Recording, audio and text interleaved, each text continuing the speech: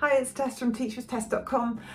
So I'm really pleased to see you on my channel again today for our fifth Wales Teachers Talk series. If you find value in the videos I do, please remember to subscribe to the channel and like this video so you can get more of the same and find out more about Wales English, working from home and being an ESL teacher online. And down below, because you'll see it's quite a long video, I've put timestamps in, so if you're interested in a certain thing, have a look and you don't have to go through the entire hour. Although I have to say, these girls are hilarious. We just had such a great time. So without further ado, here they are. Right, everyone, it's really good to see you again. So this is number 5 of Wales Teachers Talk. And today I have a wonderful bunch of teachers with me, and we are going to discuss well-being. It's something that a lot of us have been talking about in the Facebook groups, and we all thought that it was a subject that could really benefit many of us. So without further ado, I'm going to ask everyone to introduce themselves. Let's start with Liz. Hi, I'm Liz. I've been with Wales just over a year, and I primarily teach the older students. Okay. Hopefully. And I know what else I was going to ask. Where are you based? That was the I'm on the East Coast in America, in North Carolina. Okay. How about Carol? Oh, me. So my name's Carol. I had my 1-year anniversary last week. Yay! You're welcome. I currently reside in the UK and not going anywhere in the foreseeable future.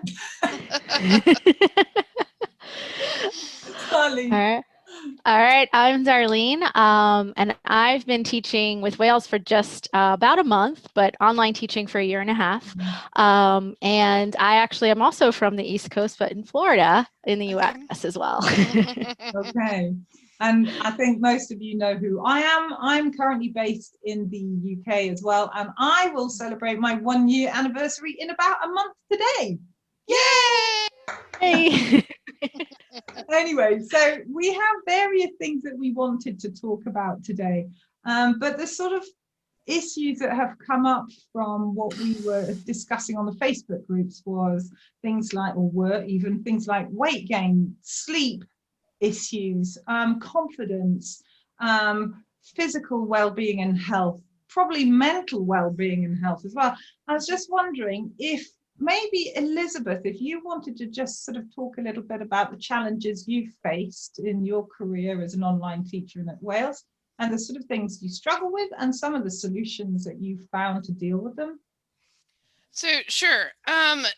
So I came somewhat reticently to online teaching because as a teacher, I respond much better in a classroom where I can read the emotions more easily. And also I'm used to and more comfortable teaching older students. So when I found out that I was going to be teaching 5- and 6-year-olds, I became very, very nervous. Yeah. It's just not a natural fit for me. And then I allowed fear of reaching all the expectations that we're told, in our first month of teaching by Wales, this long list of do this, don't do this, trying to negotiate that with my personal teaching style. Yeah.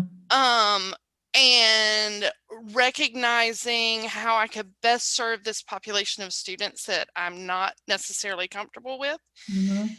And it ended up in a lot of negative self-talk and increased migraines, all these physical symptoms that I knew were just stress-based. Yeah. And I have not successfully negotiated a lot of that. However, I have started, practicing what we preach, so to say, and trying to use the growth mindset on myself. Yeah.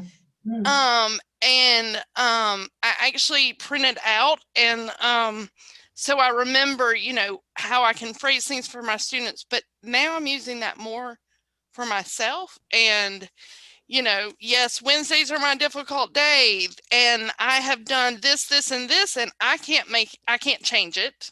So I'm just going to get through it, as opposed to crawling into the cave of depression and feeling inadequate or unable.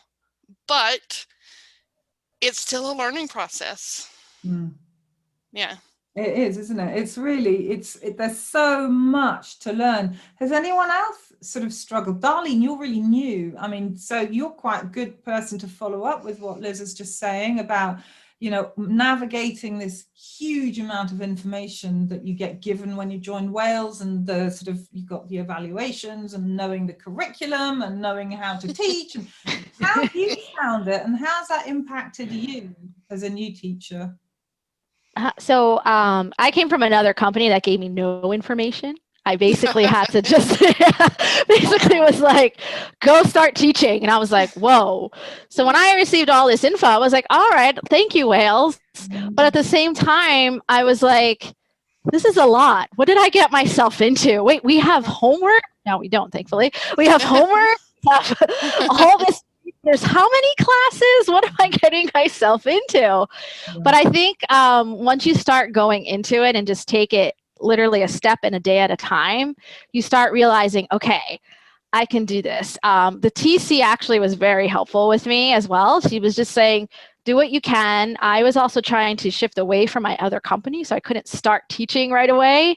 So that was another thing. And she was very helpful at starting my schedule on a certain day. She's like, okay, I'll start it this day. And that way it was an easy shift for me.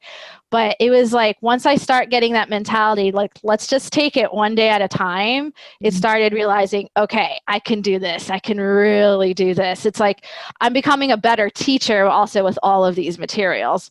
Whereas before I had nothing. I was like, I didn't even know what I was doing. So coming into that was very helpful into Wales for me. So yeah, interesting. How about you, Carol? How do you deal with the expectations put on you as a teacher by Wales and the amount of information that you have to digest? Have you found it something that has helped you grow as a teacher? Have you sometimes struggled as well with self-doubt and your teaching ability at maybe certain levels? Yeah, certainly at the beginning, I was extremely overwhelmed, but it's strange at the moment because a friend of mine has just joined Wales, so I'm sort of mentoring her, and obviously I'm being faced with her stresses, which I had as well. So it's bringing me back to there. God, wow. But in a good way, I can see now how far I've come. Yeah. Back to those feelings of, wow, I have so much to do and have so much to remember and so much to think about, and don't do this and don't do that. But now it's actually become part of me, and how I am in the class. But as Liz, you were talking about the younger learners, I tend to just have fun. And particularly at the beginning, because when I first started my regular classes, it was at the beginning of the pandemic in China. So I was faced with these kids who were like, what's going on, you know? And so I actually taught myself to go, right, let's just have fun. Let's have as much fun as we can. I'm going into someone's living room now in China who's going through this pandemic, the beginnings of this pandemic. And I thought, they just need to laugh. They need to have fun, you know? And I think that's really important, whether there's a pandemic or not, of course. Maybe I give it that extra oomph, you know? Yeah. Now I hear what you say as well, Liz, actually, because I was a secondary school teacher, and also I used to have my own ESL company when I lived in France, and I worked with businesses and in universities. So I had never taught under the age of 11. And the first time I was told I was going to be teaching ESC, and I saw that my kids were 3 years old, I was like, I have no idea. And it's so funny what Carol, you were saying about jumping in and having fun. I've really, it's opened up a world to me that initially was very, very stressful, but I found almost that my ESC classes are amongst my favorite, because I have, you can see such progress in these little Sure. ones. Yeah. It's quite amazing. And having got over the self-doubt and having said, right, okay, you know, one thing, I beat myself up all the time about not being good enough about everything, basically. And I decided that with the ESC classes, to use that as an example, you know, they were young. I could do this because it was as simple as teaching in my little brain. It was like, I can do this. I know what the sounds of the letters mean.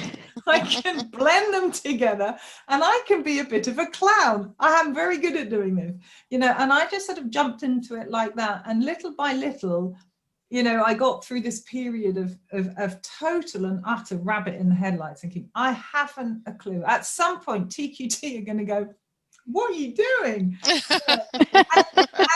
it's, you know, and it's very ironic that, you know, after 6 months or whatever it was, they asked me to be a mentor trainer type thing, you know. So if teachers have any problems teaching and they're asked to do a session, I do that for ESC.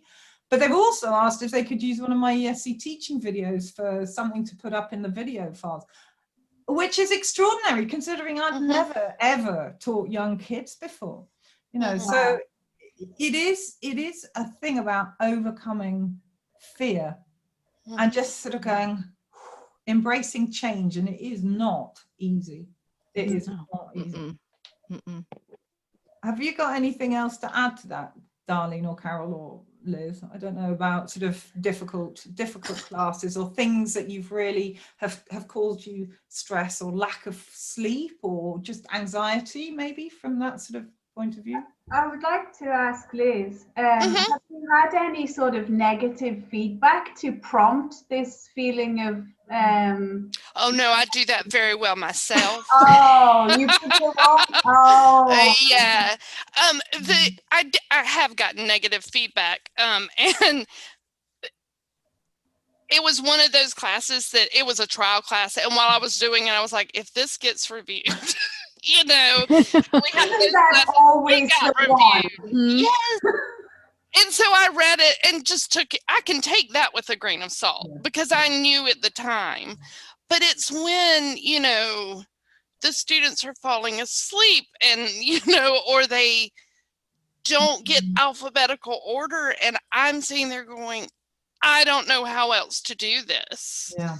And then it just starts the slippery slope. And I'm really trying to think of each class as, I mean, obviously think of them as cohesive, but also remember that, you know, this is 50 minutes of 1 week of 30 weeks. And I would love to be on my game every class, but I'm also a human, and that's not necessarily going to happen. Yeah. So And learning to cut myself some slack as well, and I think for me, because when I started, like with you all, it was right when the REACH curriculum was coming out, and you know, there were, you know, and the new platform, and there was all that I was trying to manage, which I knew on the back end Wales was trying to manage as well, you know, and sort out any glitches with curriculum or the platform. And so I appreciated all the support materials that we were given. It was understanding how the program was being presented to the parents and what expectations I needed to fulfill, as well as balancing that with the expectations that the parents and the students have, which can be very disparate from what Wales has promised. And, you know, balancing and putting in, you know, those boundaries of, okay, this isn't going to be done, and I can tell whoever why. It's a hard one, isn't it? Yeah, Carol. You do teach quite a lot of hours though, Liz. Do you teach? What? You do teach quite a lot of hours? Between two companies, yes. Right, How yeah. many do you teach? Pardon me? Yeah, how many do you teach? How many classes? Or hours a week? Probably 30 to 30 to 40. Ooh. And then and I have another job. So, yeah. No, but but I love my other job. I do. I teach ESL to prisoners. Wow. Yeah. Wow. How cool. But it doesn't pay anything. I mean, it pays, but not well. So I have to do this other stuff. So, yeah, but also I look and I read and I see, I don't have children for the reasons why I don't teach children as well. I think I'm going to break them. I live by myself. I have a cat. I don't have a lot of outside expectations. Yeah. So teaching that many hours is not that big of a deal. Yeah. But physically it's demanding to do that. Absolutely. Yes, absolutely. I mean, how many hours do you two teach, Carolyn, darling? 20 to 22. Yeah. Just with Wales? Just with Wales, yeah. Yeah. And Darlene? Yeah, I teach about 16 hours, and then I also have a full-time job outside of this too. So, yeah. How do you women do this? I don't know. This is my part-time. There are many reasons why we're in the well-being session of Teacher Talks, I think.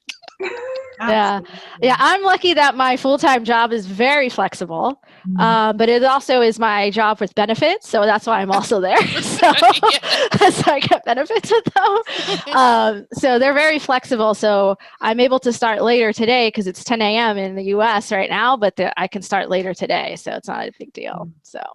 But it's interesting what you're saying about these, the amount of hours that we do, because this is something else.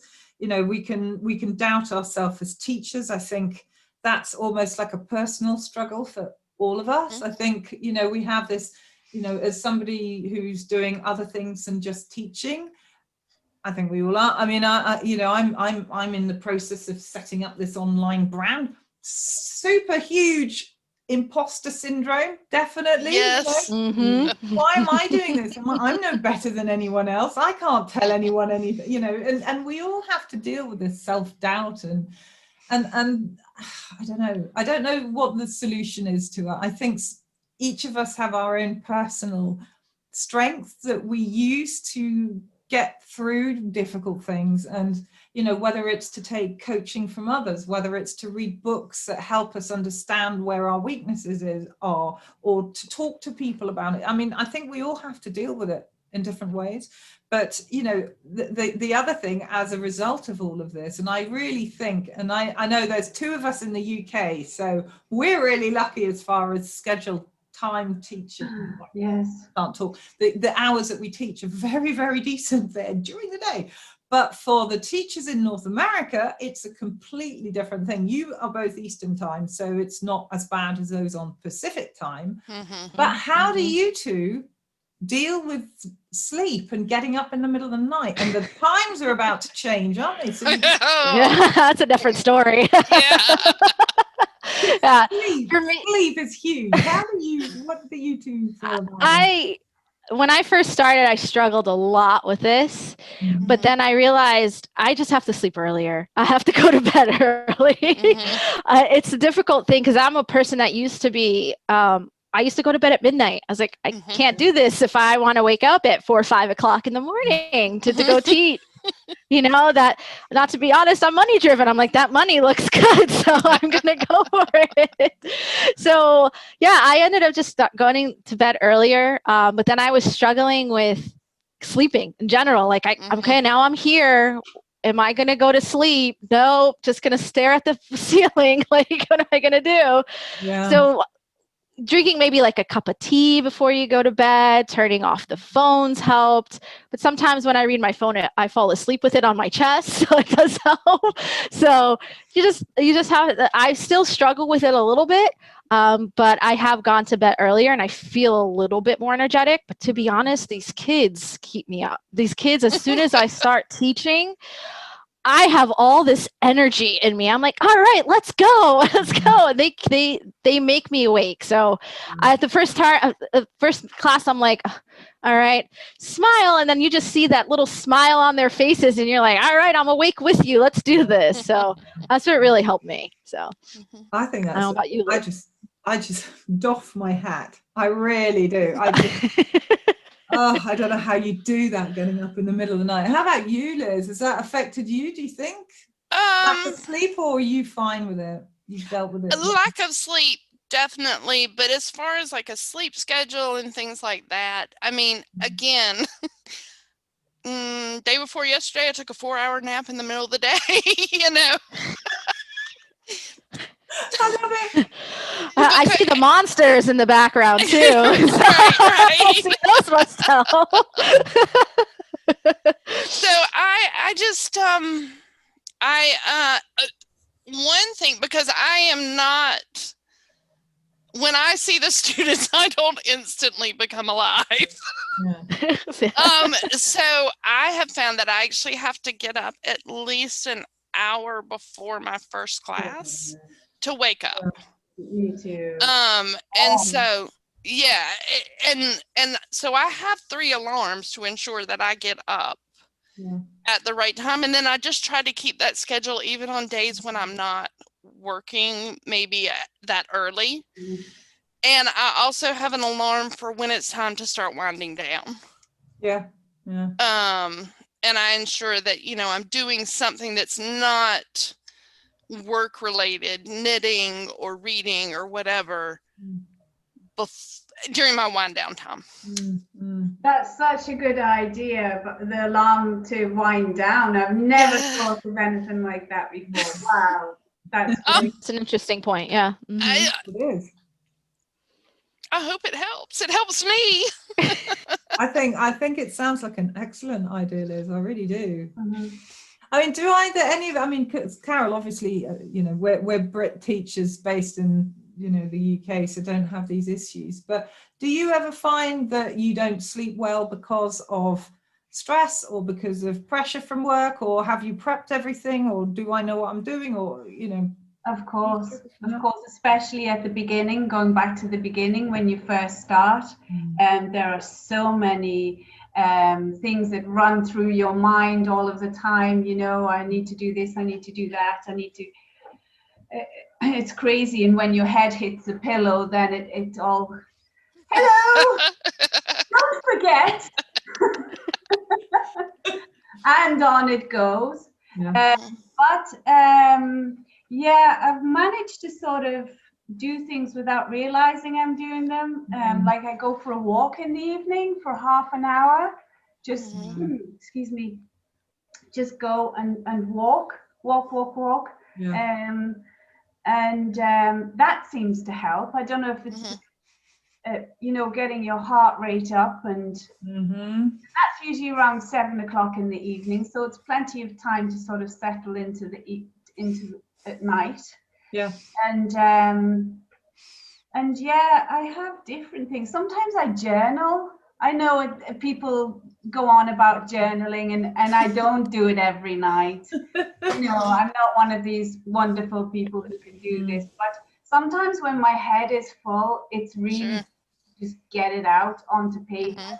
You know, you can, if it's out there on a piece of paper, it feels like it's been taken out of your mind.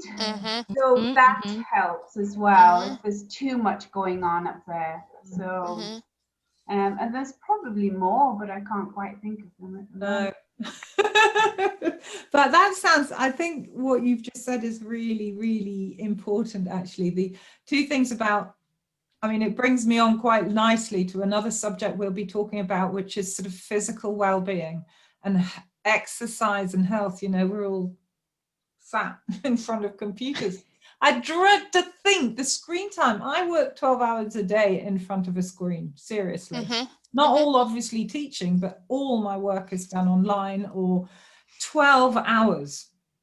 It's too long to sit down. So we can move on to that in a second, but I think some of the suggestions that you made are really interesting. I found journaling, it's something I really need to do, because my sleep is appalling now. It's terrible. I can go to sleep, but I wake up at 3 a.m, and then ding, ding, ding, ding, ding, ding, ding, ding. I need to do this and this and this and this. Okay, it's 5 o'clock, half 5. I might as well get up now and start working. And that's what I often do. And I get up at 5:30 and start working at 6. And I don't need to. Yeah, Carol. I was just going to say, I had that. I'm not sure if we're around the same age or not, but I have a feeling that maybe we are. I'm a bit older than you, I think. Look at the wrinkles. So, but I'm 54. I'm a lot older than you. It's not that much. But anyway, at about 3 a.m, sometimes I do wake up. I remedied this by putting some fairy lights along my headboard, so that I'm not switching on a light on my lamp. So I just flick the fairy lights on, which give a nice, and then I go. And you managed to go back to sleep. And I managed to get back to sleep. It works for me. I don't know. That might be worth fairy lights. Yeah, I have a feeling, Carol, I need to write. I think I need to, my other half has said, you need a little notebook by your bed, because that's when my brain goes mental and I'm going, oh, I should do that. Oh, that's a great idea. Oh, I can make a video about this. No. And then I forget in the morning and I go, oh no, what did I. So I think that might be a solution. I don't know, because I sometimes think as well, though, your bed should be a place where you go and you sleep, and if a sanctuary. It's a sanctuary.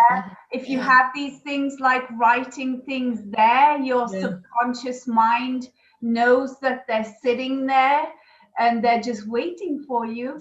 So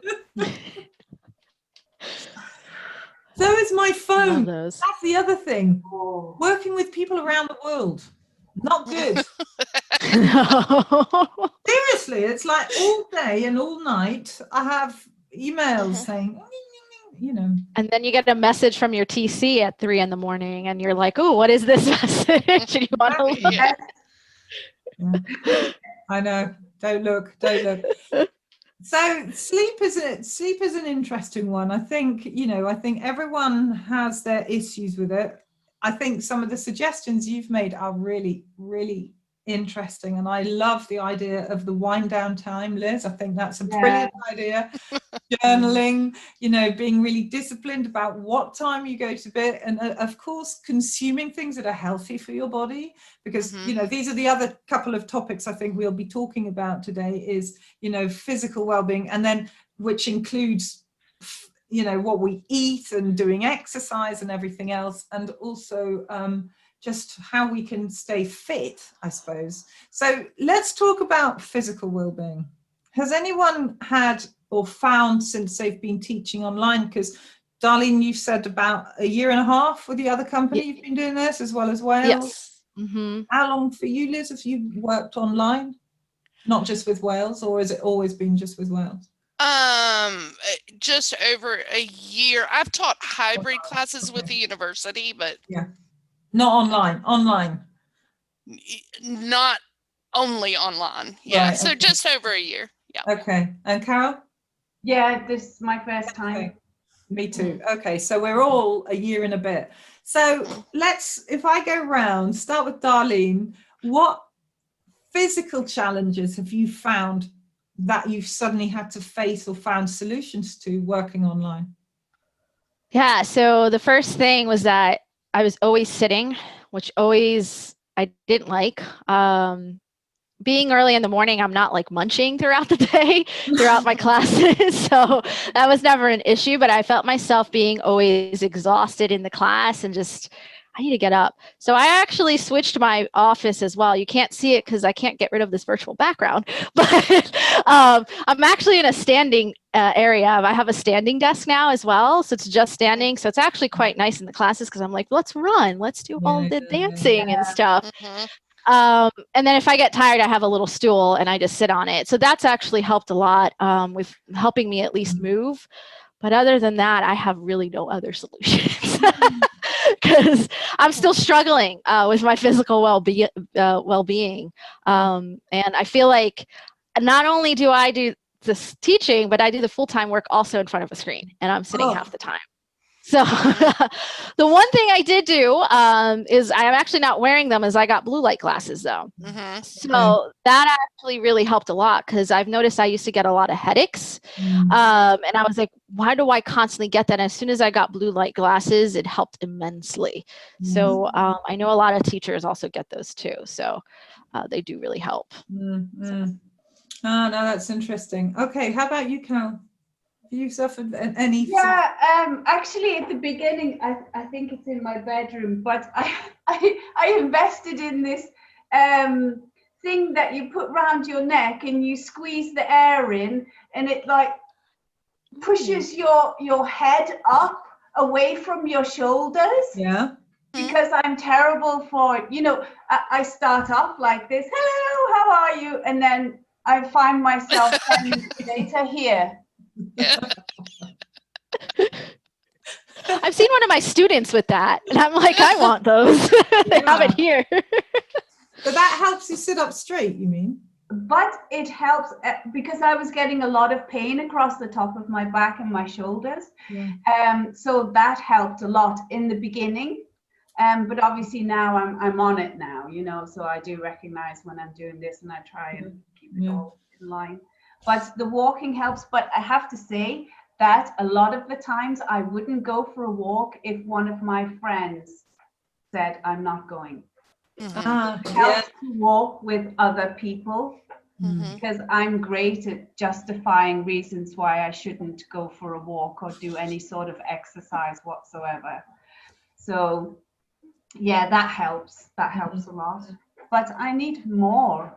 I need more. Need more tips. I need more tips. How about you, Liz? Terrible posture. And so and I was getting a lot of headaches as well. But also I was having numbness in both of my elbows. And it was all posture related. And so, I have the back support. I need something that like lynches me in at the top. But the one thing that I did recently was I splurged, and I've got a 27-inch screen. Nice. So I'm not, what are you saying? I can actually see. And then I have a dual monitor, so that can be like the 27 inches my workspace. This is like my notebook or whatever over on the side. And I haven't had a headache in a month. Wow. That's amazing, isn't it? Yeah. So I think it's worth considering, because I was looking at a laptop screen before. So it was really small, but it's what I had and it worked. But knowing now that this is going to be my life for, at least another year, teaching online and not in a classroom per se, I decided to make the investment. Sounds very wise. Because I think, what you've all said really resonates with me, because I was, in bricks and mortar classrooms, and then I worked on as a consultant, not teaching, but I was in schools, but I was working on something slightly, I wasn't teaching with them. And then I got this job. It's really funny, isn't it? I landed this job in November a year ago, simply because I couldn't find work that I wanted to do in the UK. because I was commuting to Brussels every week, which was crazy, but hey. And I ended up, you know, with this job in Zoom with Wales, sorry, with Wales, let's Edit. too tired. So I ended up, you know, I landed this job with Wales, and I have to say, I am repeatedly so grateful that I have it, because my good grief, I mean, I do a lot of referral work, and the amount of people that are looking for work. So, you know, I was very lucky to get this, and maybe we all sort of feel like that to a degree. And at the same time, I therefore started working in my very small house, and my first office was in my bedroom, and I had this little sort of boudoir type desk thing, which was quite low, and I'm 6 foot, and I had a little chair that was too high, and I ended up, you know, within 3 months, yeah, exactly. And I had the worst backache.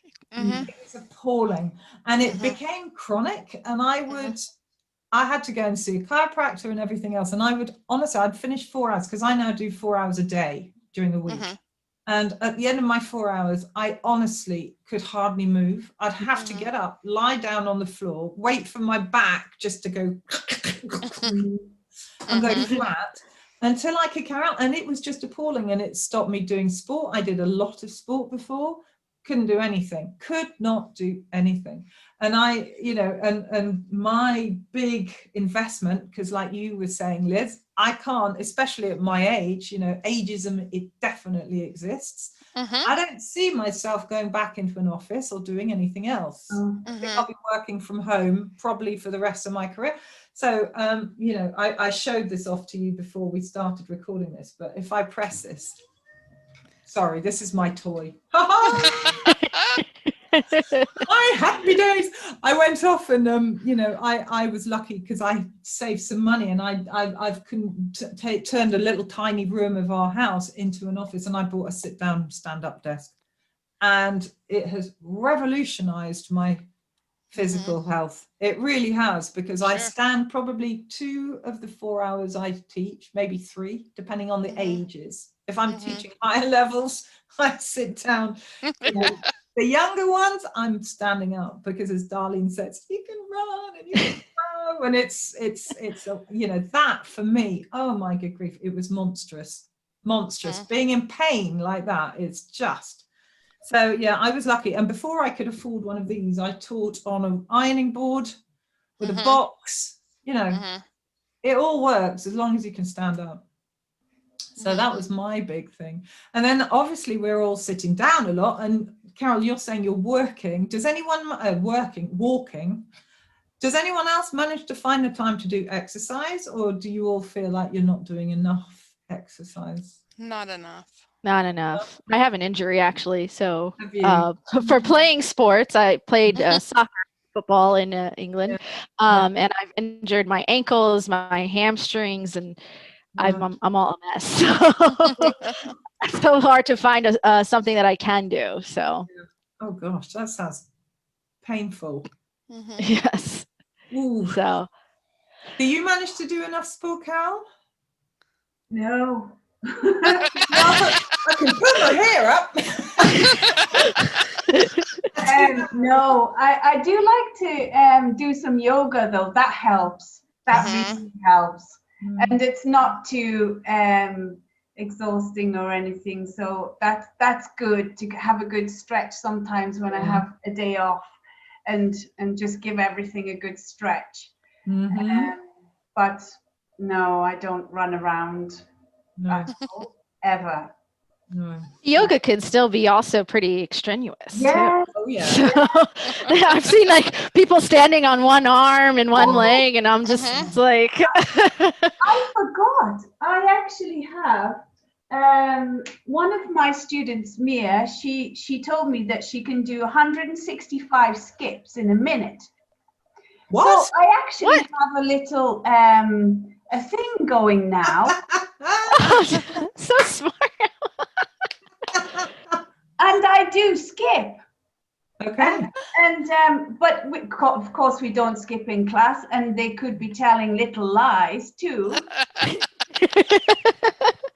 But it's that's a funny great because story. they don't know each other, and they always want to see how many skips the others have done. So actually, that's quite good cardio as well. You know, I don't do it every day, but That's great. yeah, at least once a week. Yeah. I know. I'll tell you what I've started doing. I've got a friend of mine who comes over and kicks me at 4:30 on Monday, Wednesday, and Friday, and makes me do an hour of sport, something. Because as I said earlier, you know, I work 12-hour days, and if nobody's there to say stop, I won't stop. I don't have lunch because we're teaching through lunch. So I literally will work the entire day until I go, oh, it's 7, 8 o'clock at night. Maybe I should stop. Or my daughter, who's 21, so she cooks, which is fantastic. She'll come in and say, Mom, that's enough. But, you know, having somebody to make you stop sometimes, and if it isn't somebody physically coming around, to have a friend or somebody who keeps you accountable, saying, right, come on, today we're both going to go for a walk, or we're going to do it virtually, you know, or whatever it is, just something to get us out. And it does our heads a lot, of course, doesn't it? What do you manage to do, Liz? Or I managed to sit really well. I do. I am so good at it. What I find, and you know, again, like you're saying, Tess, I'm the sort of person, you know, I'll wake up at 4:30, and you know, I might give myself 30 minutes to wake up, and then you know, I hit the ground going, and then the next thing I know, it's time to feed my cat dinner. And now you have a friend that kicks you, she bites me. It's time for her to eat. So that does wake me up, but I need to, because I know in my mind, I think, oh, I don't have 30 minutes to go for a walk because I have this list of things to do. Yes. But I also know that if I take that 30 minutes to go for a walk, that list gets done a lot faster. Yeah. One thing I even started to think about, because I don't have the money for it yet, is to try to get one of those bicycles that you get under the desk. Yeah, did you see Penny's post? Yeah, so you can do that. My sister, she's working from home now because of the pandemic. They're all working from home.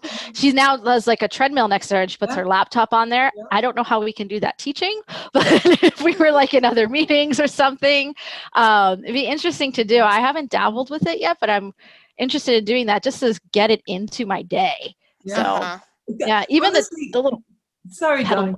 Yeah, that was just go into. I think it's in the official group or the lounge comment. Penny Smurthwaite posted yesterday, I think. Has anyone used a treadmill? And I posted on. I saw that. Oh, I've seen I was after a bicycle thing, because the same people who made the desk I bought, they have a ridiculously expensive, so we'll never buy it, bicycle that you can put a laptop on. Wow. So you could actually cycle and keep fit while teaching.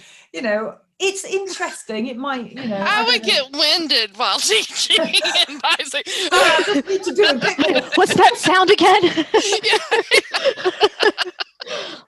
I go, hey, no, this is just losing breath. Never get a note from Tegan saying no one is allowed to drink anything in the class. I need more water.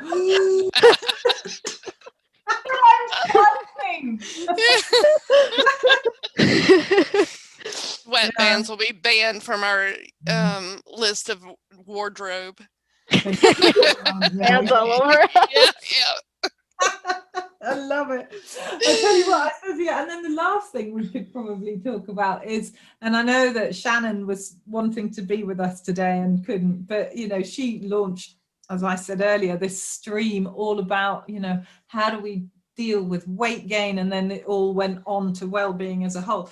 Now, I don't know if any of you have struggled with this sort of thing since you've been more sedentary maybe in your work. Have any of you felt that you've put on weight? I have. Yep. Definitely. And if you have you identified why, and are you doing anything about it, or what do you feel you need to do or want to do but don't know how to do, or I don't know if anyone has anything to say about that. Yeah, so for me, it was my other company is a remote company, so that's when it all started going downhill from there. So I've been working remote in general for 2 years, 2.5 years, and it's tough. I used to work at a job where I had to actually physically walk to the job, so it was a little different. I lived in Boston, so that was also you have to walk everywhere there. So, and then switching over to this is very difficult. I definitely gained weight and tried doing different diets, trying to do different things, just haven't found the groove yet. Although I'm injured, I try to introduce exercise, but I found out that it's still difficult for me. So, you know, it's tough. Like you try, the other thing is that I sometimes don't eat like you, Tess. I forget to eat. So like you're so dove into work and you think that will make you lose weight, but it doesn't. So, so it's difficult. Like I would love to hear other suggestions. I've tried to do everything, but it's, you know. Hard. What about you, Cal? I think everything's against me at the moment because I'm at that age. I love And also, yeah, teaching online and yeah, but I could do it if I really tried. You know, I mean, I have the ability to choose this and not this when I go to the shop. Right. True. Those cookies look so tempting. So what? I don't know why. I don't know. I really don't know. If I had the answer to this, then I'm sure millions. Yes, it's not diets. It's something. It's a tablet that we need to take that makes us think, no, you're not hungry at all. Those biscuits. Oh no. Oh. What about you, Liz? Definitely gained weight. A lot of it was based on the fact that before I taught online, I was teaching on a university campus and I had to walk to all the different classes. And so my activity level was inherently, like you were saying, is it Darlene? I'm sorry. Yes, yeah. Okay. Like Darlene was saying, I mean, it's just part of your life out of necessity. And so when that's not in your life, I haven't felt the need to replace it with any other activity. And also, there is that thought of, and I think it really feeds back into the whole self-care and well-being thing, because I don't get a good feeling being thinner. I get a good feeling for my students performing better. So I put more energy into that as opposed to changing my mindset of, but you could be a better teacher if you were healthier. Yeah. You know, and you would sleep better and you would, you know, clothes would fit better and blah, blah, blah, blah, blah. Ugh. So. Yeah, I know what you mean. I do. Because I've certainly put on weight. You know, when I was working in this school in Belgium, it was an international school. It had a gym. So I used to go in and do half an hour in the gym every single day before I start work. And then that all stopped when I started working at home. And I discovered what intermittent fasting. That's what I do. And I started doing that in January, and I lost some weight, and I was teaching at home then. And then the whole COVID thing took off, and that has been quite, you know, hard to deal with in different ways. And at some point I just said, I want breakfast, because I would fast, and I do now again, fast between 18 and 20 hours a day. So I only eat within a 4-hour, 5-hour period. And for me now, you know, I'll lose that weight I've put on in the last couple of months or so, a lot of, I want to lose it. But you see, by doing that, it means I can keep it under control. I put on weight, I don't necessarily lose weight anymore, but it means I don't put on weight, and it means I think it means I feel better. You know, my joints feel better, my health is better, and I do it for that. And for me, it's something I can do because I can do it long term, because I don't have to watch what I eat. It's not like you can't have chocolate and you can't have this and you can't have that. You can, but you can have it within a window. You've been, if that was me, I would be like a monster in the kitchen. I would just eat everything. Yep. I've got this. How much cheese can I put in my mouth in 4 hours? It's really strange because when you start doing it, yes, monster, definitely. But then your body starts adjusting to it, and also your brain somewhere kicks out these sort of hormones or whatever it is that it does, and you start not wanting to eat as much, and you start, I will have an egg, or I'll have some avocado on toast, or and also some snacks of vegetables and a big ton of hummus and peanut butter. Oh yes, love it. And that fills me up, and I'll have that as a snack when I stop eating, and then I have a meal in the evening, and that's it. So Tess, because this is something I was dabbling in, and I noticed there was a Facebook conversation about intermittent fasting too. If somebody's starting out and wanting to do this, there's like different periods. What would you suggest for them to do? The length, you mean? Yeah, the length. Yes, yeah. Oh, well, you could probably, the easiest one to do is, you can do anything over 12 or 13 hours. But if you do 16 hours to start with, it's, if you have dinner at 7 in the evening and you stop eating at 7, well, 16 hours is actually not very late. It's about lunchtime. And so it's just a question of pushing through not having breakfast, which for me, I was going, oh my God, I feel so ill, I can't possibly not eat breakfast. But actually, like this morning, I slept really badly. When I sleep badly, I really want to eat in the morning. And I thought, don't do it, girl. So I had coffee and drank lots of water, so I didn't feel hungry. And I decided to only fast 16 hours today. So I had something at 3:30 today instead of 5:30 or whatever it would have been. And you don't feel faint throughout the day? No, not at all. No? I never feel faint. I exercise when I've been fasting for 18 hours. No problem. Wow. But that's a whole different conversation. But it's interesting. Yeah. It's interesting. Go Google a woman, American woman called Gin Stevens. Gin, like the drink. Stevens. Gin Stevens. Yes. She's great. She's great. Love that name. She's the person I found. If you're interested in it, I think it's great. So yeah, it's certainly an interesting one. The other sort of last thing, I think, I'm just having a look at my little notes here, because Jennifer, who was supposed to join us and I don't think was able to, she was sharing that she found in some of the Facebook groups, negativity could have a real impact on her. I don't know how you feel about this. I mean, we can obviously talk about the Wales groups, but if you're in other, just social media as a whole on your well-being, and then we'll close on this subject. Carol, what would you know? Has anybody watched The Social Dilemma? No, because I have to prepare myself before, because I know I'm going to be making some changes. So for maybe 3, 4, 5, I don't know how many years, I've wanted to delete Facebook. I've even researched how to psychologically, come through this process of deleting Facebook. But anyway, I watched The Social Dilemma, and I actually deleted Facebook for 5 days. How are you doing?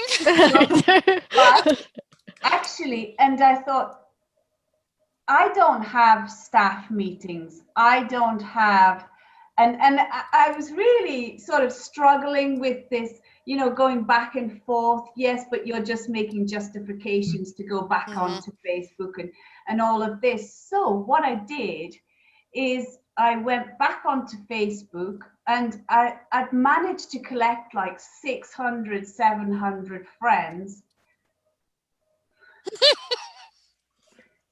And I deleted, I had a cull, and I deleted, and I think I have 90 or something, somewhere around that region.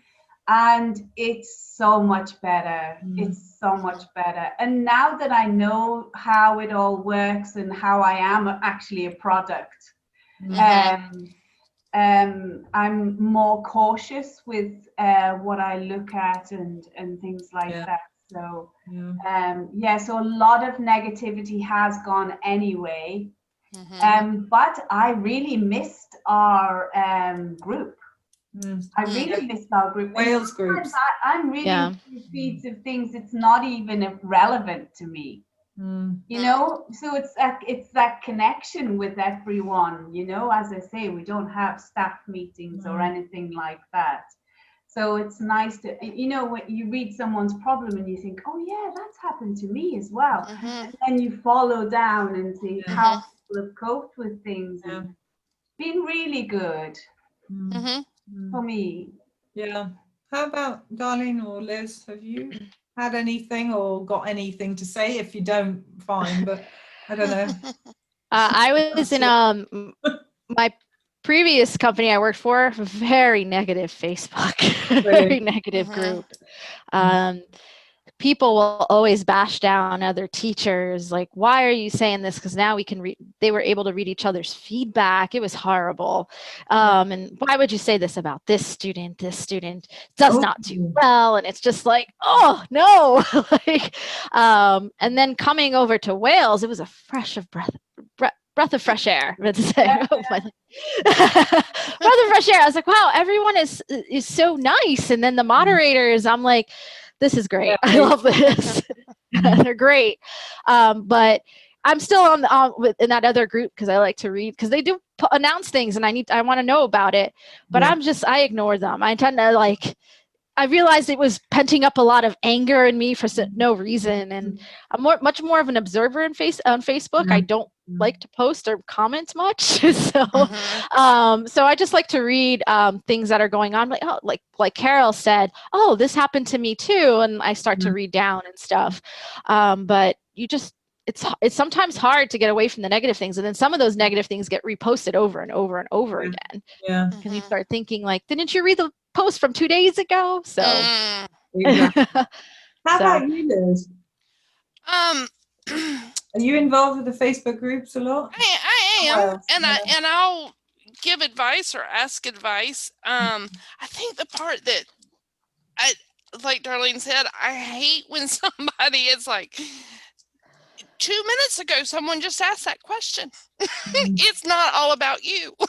Look for your answer. So I have that knee-jerk reaction. I think for me, the frustrating part is, in terms of negativity, when people just seem to kind of pile on to each other. And then they just want to maintain this whole, that is not my personality. You know, you can vent to me, but let's also try to find a solution so we don't have to have that conversation again. You know? And so I do tire of that. I have turned off notifications for both of the groups. So I can choose when and where I look at it. You know? But I haven't watched The Social Dilemma because I agree. I'm a product of it. I have all these false friends on Facebook that I look at and I'm like, how did I know you? You know? Exactly. Yeah. I know. Yeah. So, I need to reevaluate that. It's on the list of things to get done. But I would put it towards the top of your list because it does free up so much, you know. Okay. Yeah. So I can't recommend it enough, really. Well, especially now in America, because there are a lot of political election. Yeah, there's a lot of election posts. It's very, very horrible. Even your own family members, you're like, just scroll past. Some of them is like, yeah, we're not friends. We're just gonna scroll. I don't know you. Don't want to read it. Yeah. So, yeah, I agree, and I should put it up towards the top. It's an interesting one, isn't it? Because I know that you know, I have quite a lot of presence, I suppose, on social media for the work I'm doing. So obviously I've got this Facebook you know, the Wales groups, but I also do a lot of work on other online ESL groups. Some of them are vitriolic. I mean, like horrible. And it's interesting because I've had a few comments made which aren't particularly pleasant, usually about Wales and about, you know, sharing complete rubbish. And I'll say, well, actually, it's not true. Go and talk to people, you know. Some of it can be true. Nobody's perfect, blah, blah. And I've got better at ignoring it. And even on my YouTube channel, you know, you can get a few comments going, yeah. And, you know, it's an interesting mindset, because if you're going to be out there, and if you told me a year ago I'd have a YouTube channel, I'd have laughed in your face. I'd have said, no way, not in a million years, because that's only been up for 5, 6, 7 months or something. It's not that old, but you just have to, I think when you read something negative, you have to decide whether or not it's worth your effort, energy, and time to allow it to suck you in, or you just walk away from it. And that's what I do. You know, if I have negative comments about the stuff I'm doing online, if it requires a reply, I will really think about the words I write, because everything can be screenshot. I've learned that one because a referral of mine, you know, posted something saying, I was told this, and he screenshot something I'd written to him. Luckily, he hadn't read it properly, because somebody else said, well, if you read it carefully, that's not what she's saying. And I was going, oh, thank heavens. Yeah, but that required a response. Some things you just go, it's really not worth it. I don't know you from Adam. You don't impact my life. You don't impact my family and the people I love, you know. And I think for me, that's my attitude to social media. It's out there. For me, it's a work thing. I have a very close personal Facebook, you know, page, group, friends, and it's tiny, you know, it's all personal. So yeah, it's very interesting. Anyway, I think we've probably taken up enough time. Do you know how much we've been here for an hour? It's so nice just chatting. It's like Carol, you said, you know, we don't have staff meetings, and doing these teacher talks is brilliant, because every single time it's new people, and it's so nice to meet, you know. So when I see you on the Facebook groups, I know Caroline, darling, I know what you look like now. Yes. You know what I mean? It's really nice. I know that Carol turns into a monster when she's in the kitchen. I know that Liz drinks Monster. I have one of my favorite props, my reward things, full of chocolate money. It sits on my desk. Oh, no. I never eat them. No. No. Never eat them. Sad, isn't it? Thank you. Bye. Thank you. Bye. Thank you. Thank you. Bye-bye. Bye.